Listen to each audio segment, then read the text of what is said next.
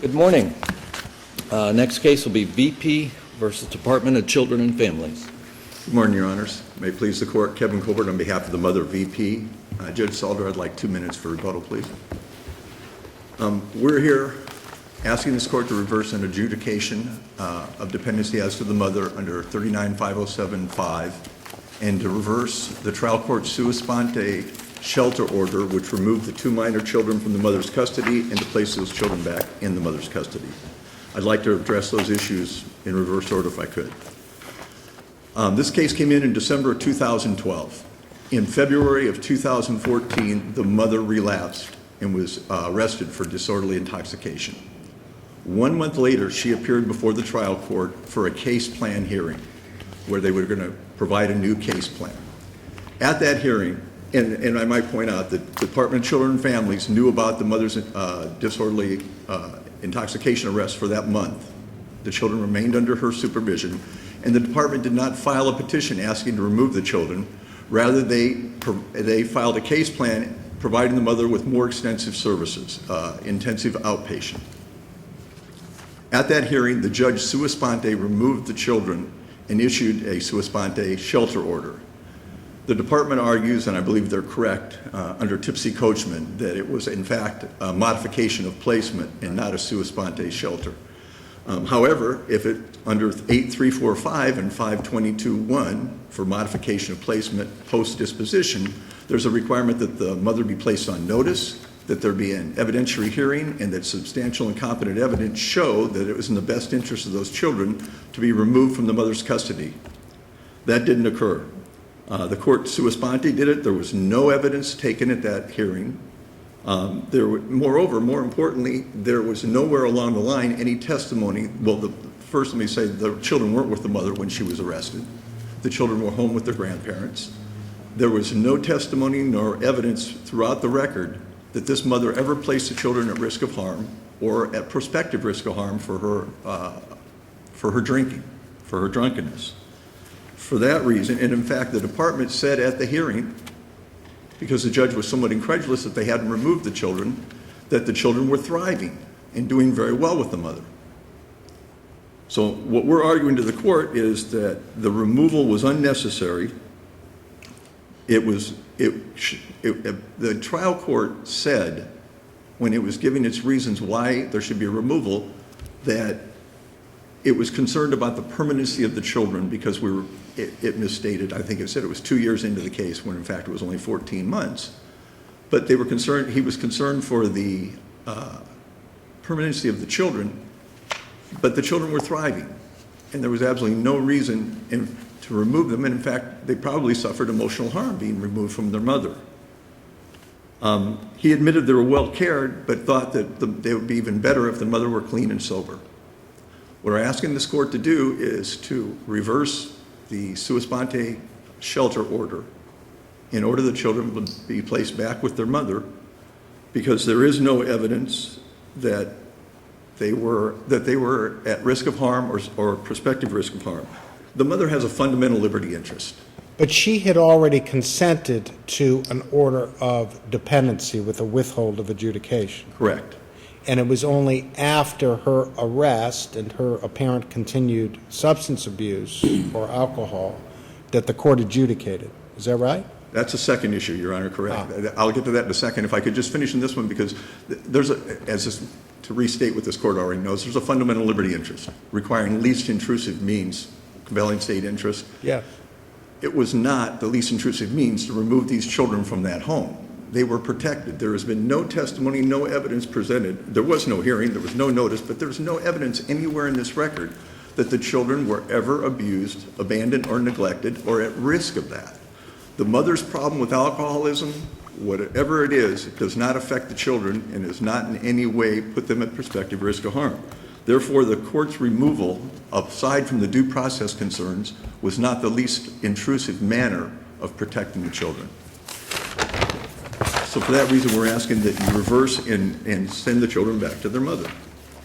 As a second matter, as Judge Emas just was speaking of, under 3D14-2077, the court, where it has withheld adjudication, is allowed to violate a parent who is, let me rephrase, is allowed to adjudicate a parent who has violated the terms of supervision. Firstly, the mother's alcoholism was not the basis for the creation of the case plan, and that task shouldn't even been in the case plan. I'm going to ask the court if I could cite to a case I don't have in my brief. I'm not going to argue it, obviously, but in JM, which is 136-1271, Southern Second, it's February 14, Second DCA case, which stands for the proposition that a case plan, a task in a case plan that is not related to the reason that the dependency occurred, to the basis of the dependency, does not belong in the case plan. What we have here is the mother had a technical violation that did not place the children at risk of harm and did not involve the protection of the children. But there was no objection to that restriction being in the case plan. No, there wasn't, as a matter of fact, Your Honor. And in fact, as DCF counsel cites in her, says in her brief, the mother signed the case plan.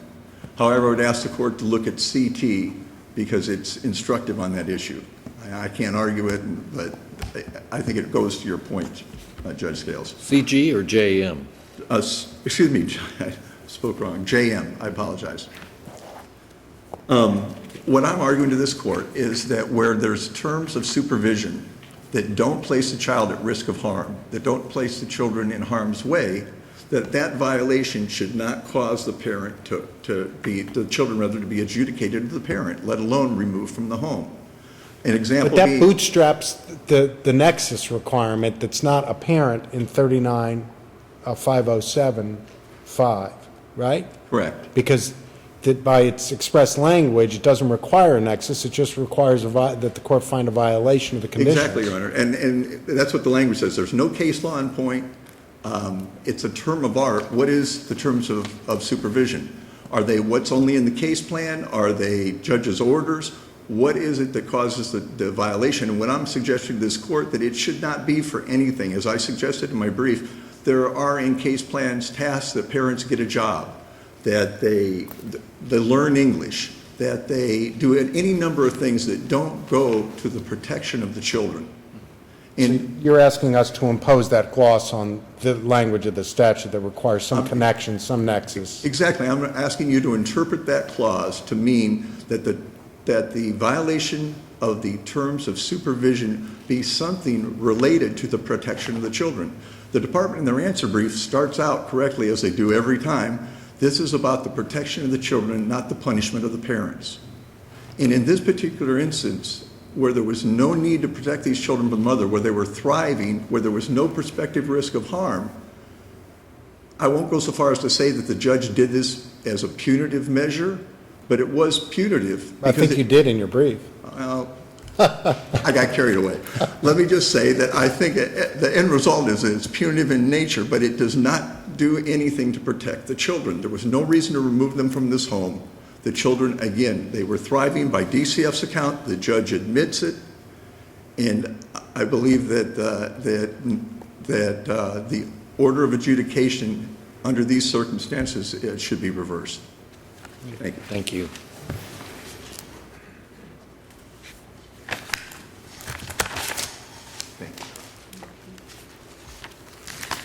May it please the court, Karla Perkins for the department. The pertinent statute here, which is 39507-5, clearly is instructive. It says here that if the court later finds that the parent of the child has not complied with conditions of supervision imposed, the court may, after a hearing to establish the noncompliance, but without further evidence of the state of dependency, enter an order of adjudication. That's exactly what has happened here. To add something else to this language here is basically going to render this statute to be meaningless. You clearly have a statute that directs, okay, so the mother was offered a withhold. The withhold actually allows the child to remain in home because the very same statute says if a child is to remain in an out-of-home placement, the child must be adjudicated dependent. The fact that the mother actually, lost her sobriety after going through the program, it's unfortunate. But the fact is, the court, seeing the circumstance, seeing the fact that she was publicly intoxicated, she was sitting in a car about to drive, The fact that the children are not with her does not mean that risk of harm to the children is absent. And she had already received the benefit of the withhold upon a finding of dependency. So Correct. this would essentially create a second bite of the apple, requiring you to prove dependency again, right? Absolutely, and that's what the statute actually forbids. Otherwise, we would have to keep repeating dependency Or at trials least over and proving over. that the non-compliance somehow had a nexus with abuse, abandonment, neglect, Right. or you know, some and additional showing of The dependency. fact is, her case plan had substance abuse issues. What they plead to may not necessarily encompass everything, because sometimes things are later discovered. So initially, when a plea is done, if something else comes up after, then you have the addition of the other requirements. This mother had the scram bracelet. She went through a substance abuse program. She's done all of that. But And then, that was one of the conditions correct, of the order withholding the adjudication. correct, right. All of that has been imposed by, the case plan. It's really a pre-adjudicatory case plan, because there has been no adjudication up to that point Right. when the court did. Right. Court correctly said, I'm not going to do anything until there's an evidentiary hearing. So that was held, the officer testified, and then the court looks at all of the evidence, and the court says, this is even beyond the preponderance requirement. This is actually at the higher level because of all the facts here. There is nothing here that ties anything to substantial compliance. I mean, substantial compliance is remedying the circumstances. That's at some other point in the case where if there was some issue as to reunification, You mean post-adjudication dependency? the substantial compliance, that whole issue that the mother has raised. That really goes to, one, if, we filed a petition to terminate her parental rights, or if at the time she says she's done everything and there is some contesting of that fact, then substantial compliance becomes an issue. That's not an issue here at all. The only thing is, did she comply with the terms of supervision imposed? She's not done that. The placement of the child, now, the shelter order and the removal of the children, actually that issue becomes moot the minute the children are adjudicated. 521, is a post-dispositional provision that allows the court to change the placement of a child who's been adjudicated dependent. So once those children were declared dependent by the court had the ability to move them. Court may have moved them prior to that finding for terms of safety of the children. But again, properly, once the children were adjudicated dependent, the court had the ability to then remove them from the mother's custody. So that issue basically has been mooted out by the finding of adjudication. In terms of the appellant's argument regarding the retroactive, or it should have been applied, the 521 placement should have been not done in terms of the children being safe with the mother. Safety of the children is tied into the mother's ability to remain sober. The court clearly found the mother, although under a program, under the scram bracelet, the court correctly said, once all of that was done and over with, the mother could not maintain her sobriety. So the court correctly found the children dependent. The department would ask this court to affirm if there are no other questions. Thank you. Rebuttal? Thank you, Your Honor. Judge Emas, I'm not looking to have them reprove the dependency. That's in the statute quite clearly. What I'm suggesting is the violation of the terms of supervision needs to have a nexus, because as this court's seen, these case plans get a job, get a GED. They have a number of things that are not related to the reason that the case came in, and to, as counsel has stated, to what's at the end of the day called substantial compliance, which is the remedy of that which created the dependency. Isn't the time to object to that at the time of the withhold of adjudication and the imposition of the conditions of supervision, rather than after an adjudication? Either object to it at the trial court level, and if those objections are overruled, to appeal those impermissible conditions? I don't disagree that at the time, it actually should be at the time of disposition when the case, the post-adjudication, or the adjudicatory case plan is entered in that disposition. However, I believe that can still be an issue at this point in time where it's not related to the children's safety. Due DCF counsel is correct in saying that it posted, once the children are adjudicated, this becomes controlled by 522, statute 39-522, and by 8.345. But there's still the requirement that the evidence show that the children's best interest is they be removed from the home. So even if this court were to go ahead and say, okay, the adjudication was acceptable, a month prior to the adjudication, these children were removed from the home without notice to the mother, without a hearing, and without any evidence showing it was in their best interest. There is no nexus between the mother's drunkenness and her relapse one night and risk of harm to the children. There's nothing before this court. So at a minimum, I believe this court needs to reverse that order removing the children, even if it were to find that the adjudication was proper. But again, going back to the terms of supervision, I believe the court has the ability to discern between that which is innocuous and that which places the children at risk of harm. For that reason, I'd ask for a reversal of the adjudication of dependency under 39-5075, and I'd ask this court to reverse the sua sponte shelter order and return the children to the mother. Thank you. Thank you both.